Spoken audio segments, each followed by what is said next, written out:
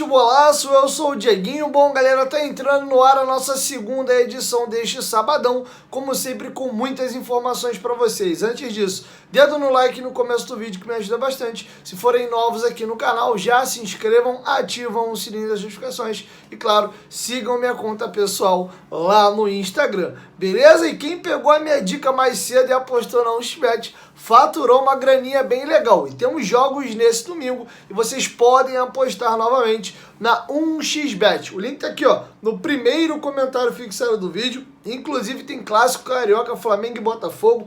Na segunda, o Vasco encerra a rodada contra a equipe do Bahia em São Januário. E se você for novo na 1xBet, utilizando o cupom promocional, que é a palavra futebolaco, com T mudo e CO no final, eles dobram o seu primeiro depósito. Olha que maravilha. 1xBet, parceira do canal Futebolaço. O link tá aqui no primeiro comentário fixado. Além de clicar lá, apostar e se divertir, vocês ajudam muito aqui o meu canal. Vai apostar? Aposte na 1xBet. Beleza? Bom, vamos começar o vídeo com algumas informações importantes e vamos falar de pronunciamentos aí institucionais. Primeiro, teremos nesse domingo agora, amanhã, Jesus, na segunda-feira, o jogo entre Vasco e Bahia em São Januário. E tanto Vasco como Bahia são reconhecidos como clubes muito engajados, principalmente na luta antirracismo. E Vasco e Bahia farão uma collab para tentar, mais uma vez, fazer uma ação contra esse tipo de preconceito. E Vasco e Bahia fizeram uma postagem junto nas duas páginas oficiais do Instagram das duas equipes e diz o seguinte: o Collab Brasileirão 2023 chega dessa vez para unir a força de duas instituições reconhecidas na luta contra o preconceito. É preciso dar um basta no racismo, no machismo, no assédio, na xenofobia e na homofobia dentro ou fora das quatro linhas. Em parceria com o Observatório da Discriminação Racial no Futebol, o Vasco da Gama e o Bahia aproveitarão o jogo desta segunda-feira em São Januário pela terceira rodada do Brasileirão, para reafirmar a luta pelo fim de todo e qualquer tipo de discriminação. Uma camisa de cada clube será entregue ao Observatório da Discriminação Racial no Futebol, para a realização de um leilão com o objetivo de contribuir para o fortalecimento dos projetos desenvolvidos pela entidade. Vamos juntos na luta por respeito, igualdade e inclusão, tá? Então, bem legal aí as duas equipes se unindo para poder fazer essa ação bem legal. Aproveitando, falando de duas instituições, essa semana foi marcado pelo confronto envolvendo Vasco e Fluminense fora das quatro linhas, o embate pela questão do Maracanã. As falas do Mário Bittencourt irritaram muito a torcida do Vasco e a sua diretoria. O Luiz Melo foi a uma entrevista, deu um rebate, a situação já começou no final de semana anterior, já na briga do Maracanã. Algumas coisas que foram colocadas dentro da citação do processo judicial.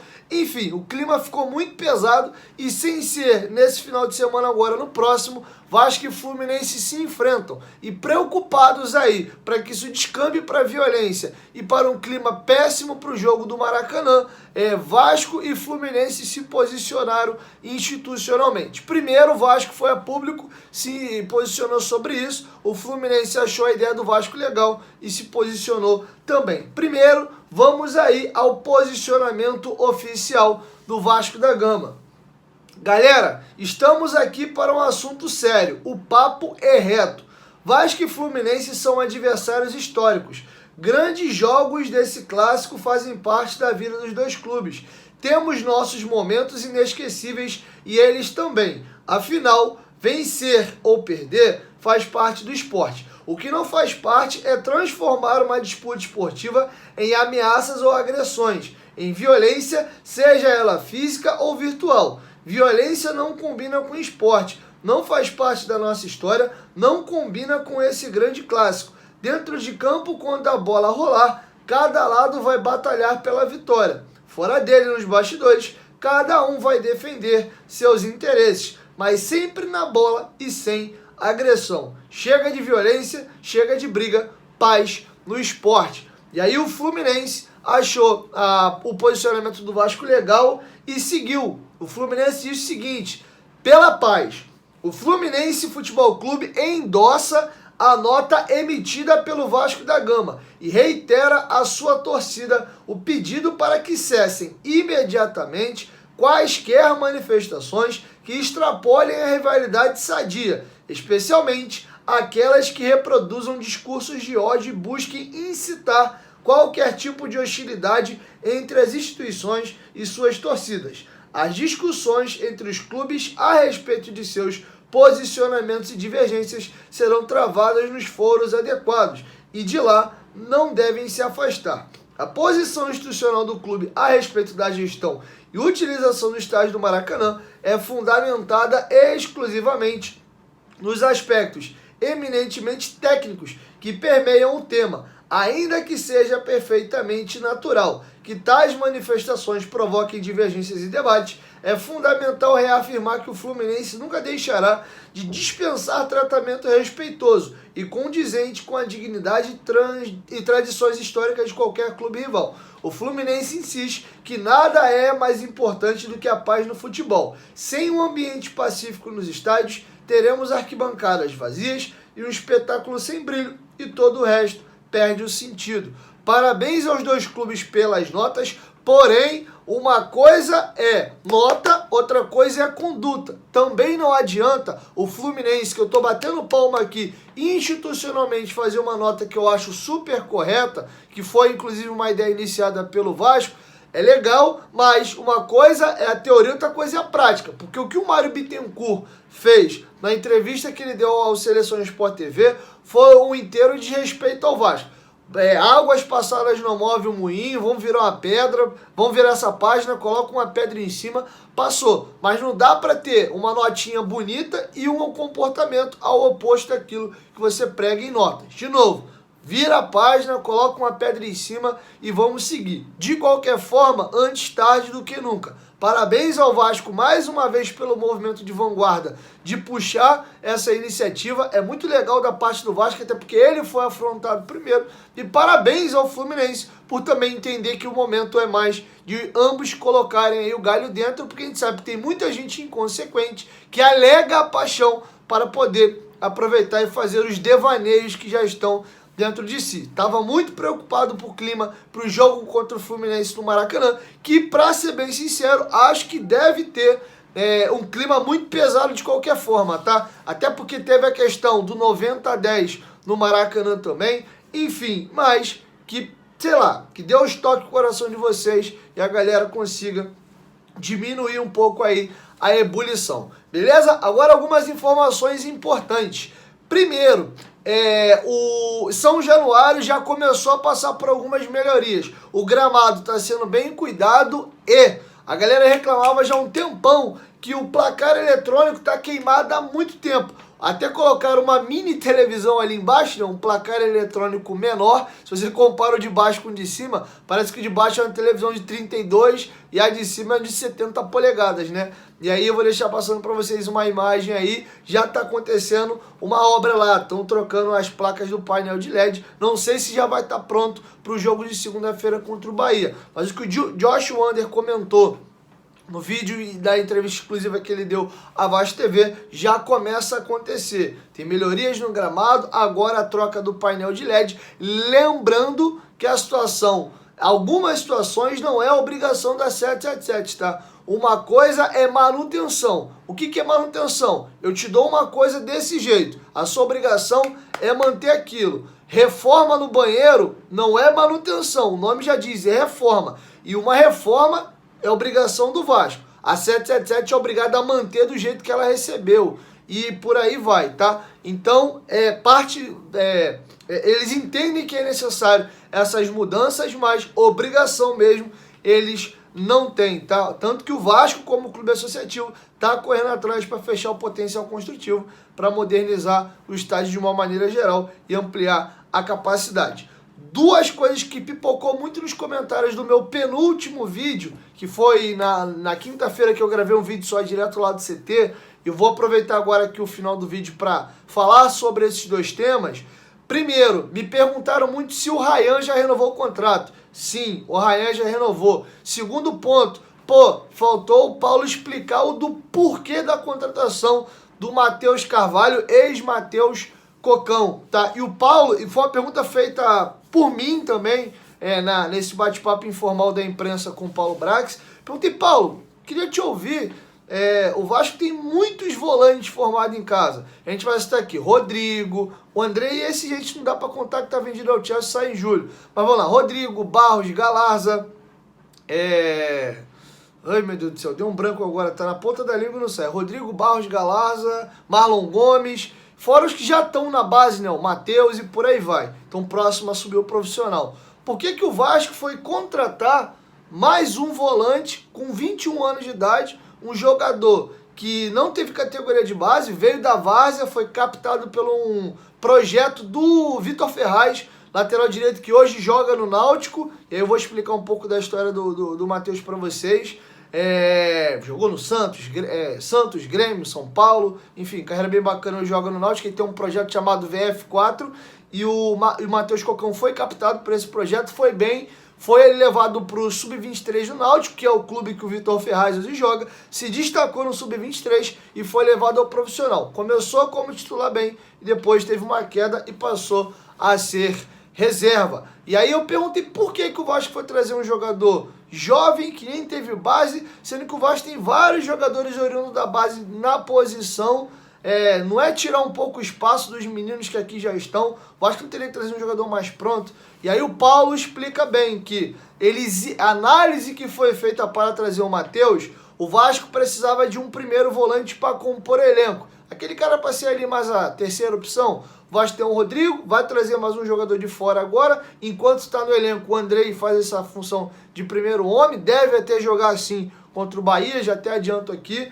Então o Vasco precisava desse jogador para fazer essa função. Patrick de Luca teve um problema de joelho, só volta aí no final do ano, se voltar esse ano ainda. O Zé Gabriel, o Vasco já não conta, tanto que tentou negociar nessa janela, não conseguiu. É possível que de repente faça isso na próxima janela que vai abrir. Então é um jogador para composição de elenco, tinha que ser um jogador barato. E o Vasco viu no Matheus um jogador com potencial e margem grande de crescimento, que o Vasco acha que tem condição do Vasco fazer. É um jogador que chega para o Vasco tentar desenvolver, porque vê futuro nele. É um volante canhoto, que apesar de ser primeiro homem, tem boa saída, é um jogador que tem personalidade, mas não teve base. É um jogador que veio de várzea, inclusive estando com ele presencialmente e vendo, fazendo a coletiva, você percebe que ele não tem biotipo de atleta ainda. Vai adquirir isso daqui a pouco. Tava ele e o Carabarra um do lado do outro, quando ambos tiraram a camisa para poder tirar a foto e tal, e colocar a camisa de jogo do Vasco, você via nitidamente que o Matheus Cocão, ele é um menino magro, né? Ele não tá acima do peso, nada disso, mas magro, normal, sem muita massa muscular, definição. O percentual de gordura dele dá pra ver que dá pra baixar mais um pouquinho, ele não tá acima do peso, mas você vê que não é aquela coisa seca de atleta, percentual 6, 7 ali de gordura, 8, né? Precisa perder mais um pouquinho, e ele não tem aquele biotipo de atleta, todo marcado e tal, não é a situação dele. Então o Vasco vê um potencial muito grande nele e pegou o jogador para desenvolver, tá? Tem um empréstimo aí até abril do ano que vem, que é o que o Vasco acredita que consegue desenvolver ele. Lembrando que eu falei isso no vídeo anterior, sobre a baixa média de idade do Vasco no Brasileirão. Uma das missões da 777, além de ter desempenho esportivo, faz parte da missão da empresa desenvolver jovens talentos. Então, sempre que o Vasco e a linha de scouts detectar que tem um jogador jovem que tem a possibilidade do Vasco trazer, o Vasco trabalhar e tirar o potencial desse jogador, o Vasco vai fazer essas contratações, tá? Então, a justificativa do Paulo é esse. Jogador que vem para composição de elenco, não é para ser titular. Se ele chegar, se provar, furar a fila, passar à frente do Rodrigo e de outros pela bola e pelo que ele está desenvolvendo, amém. Mas a ideia inicial é para ter um jogador ali realmente para compor elenco e o Vasco lapidando esse jogador, tá? Então é isso. Inclusive ele já tem passe fixado. Se o Vasco conseguir desenvolver bem, o jogador se mostrar que ele realmente está pronto, ou melhor, que ele vai caminhar por um caminho legal, o Vasco compra ele do Náutico, tá bom? No Náutico é uma situação diferente. Eles não têm um grande elenco e pegaram o jogador já para atuar. O próprio Náutico sentiu que ele ainda não está pronto. Tanto que ele foi titular, fez bons jogos, outros jogos nem tão bons e foi para o banco de reserva. O Vasco ele vem para ser desenvolvido, é o que acredita o Vasco. Para finalizar e não ficar só aqui nas minhas palavras, faço só um parênteses. Eu, Diego, não contrataria, tá? Deixando isso aqui bem claro. Eu acho que o Vasco, se é para pegar jogador jovem, principalmente nessa posição que a gente já tem, usa a base. Eu tenho que trazer alguém de fora, no mínimo ele tem que ser melhor do que eu já tenho em casa.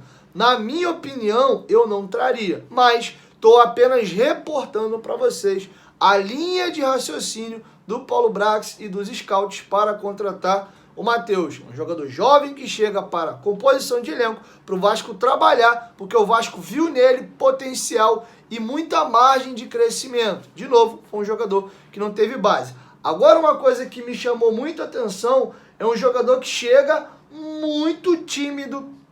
Você vê que visivelmente ele está sentindo essa mudança de ambiente e para de fato ele chegar no Vasco, se desenvolver e despontar, ele vai ter que virar essa chave muito rápido. Ele ficava na cadeira se balançando para frente, para trás, muito dificuldade de falar, tropeçava até um pouquinho nas palavras, mas quem ganha vida com a boca é cantor, né? O jogador ganha vida com os pés e atuando. Tomara que realmente ele consiga ir muito bem. E aí, para finalizar, eu vou deixar com vocês, tá bem curtinho, trechos aí do Matheus na entrevista coletiva. Eu até iniciei a coletiva perguntando do porquê dessa mudança do nome, né? Era Matheus Cocão e chega aqui, ele passa a ser Matheus Carvalho, se foi um pedido que partiu da parte dele ou se foi do Vasco. Também como é que ele lida com essa pressão da torcida, porque ele chega no Vasco com a torcida sem ele ter jogado, já sentando a marimba nele, muito pela questão também do apelido. Ele fala dessa questão de como foi ir ao Maracanã e ver o Maracanã lotado para o jogo Vasco-Palmeiras, a concorrência, a briga ali pela volância, como é que foi que ele recebeu também a informação de que o Vasco estava o contratando. Enfim, tem alguns assuntos bem legais que eu vou deixar com vocês ele falando, visivelmente tímido, acanhado, mas, de novo, tomara que ele chegue ao Rio de Janeiro, consiga ir muito bem. O Vasco tem uma história muito forte, laços aí com o povo nordestino, grandes ídolos da nossa história vieram de lá, e que o Matheus tenha muito boa sorte. Com vocês, Matheus Carvalho. A música sempre vai existir, a gente procura trabalhar para mostrar em campo da melhor forma possível. E sobre o meu apelido, tenho esse apelido desde a infância, mas onde pegou mesmo foi no Náutico. E eu decidi trocar, né? Vindo pro Vasco, preferi, conversei com meus pais, preferi usar o nome Matheus Carvalho. Uma decisão sua, então. Sim, foi uma sensação muito boa ver aquilo. Fiquei bastante impressionado. E se Deus quiser, trabalhar forte para logo estar sentindo isso de dentro do campo. São dois grandes jogadores. O Andrei, apesar de ser novo também, é uma referência muito boa para mim dentro e fora de campo. O Jair, mais experiente, espero trabalhar junto com eles para da melhor forma para o Vasco. Foi uma felicidade imensa quando eu soube, né? Meus empresários me contaram, contei para os meus pais, ficaram bastante felizes e não pensei duas vezes em dizer sim para vestir essa grande camisa. Sou o primeiro volante, sim, teve as críticas lá da torcida, faço também lateral esquerdo, se precisar faço o segundo volante também, mas onde eu me sinto mais à vontade é de primeiro volante para saída de bola.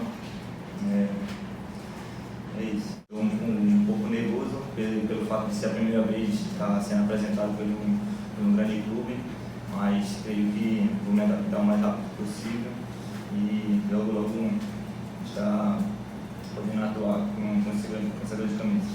Estava no clube lá do F4, do Ferraz, logo fui para o Náutico, onde fiz bons jogos. E foi um momento que sempre sonhei, né, em jogar uma Série A. E ter acontecido tão rápido assim, fiquei um pouco surpreso, mas sempre trabalhei para isso e sempre agradecer a Deus por esse momento ter chegado. Bom, galera, então é isso. Expliquei para vocês duas perguntas que eu vi que pipocou muito nos meus comentários do vídeo de quinta-feira, então tô retornando vocês aqui, beleza? Então amanhã a gente volta aí próximo da hora do almoço, que é a nossa primeira edição. Quer fazer aposta esportiva? 1xBet. O link tá aí no primeiro comentário fixado. 1, 2, 3, futebolaço. Tamo junto, família. Qualquer momento, quem volta, nós estamos junto. Valeu, fui!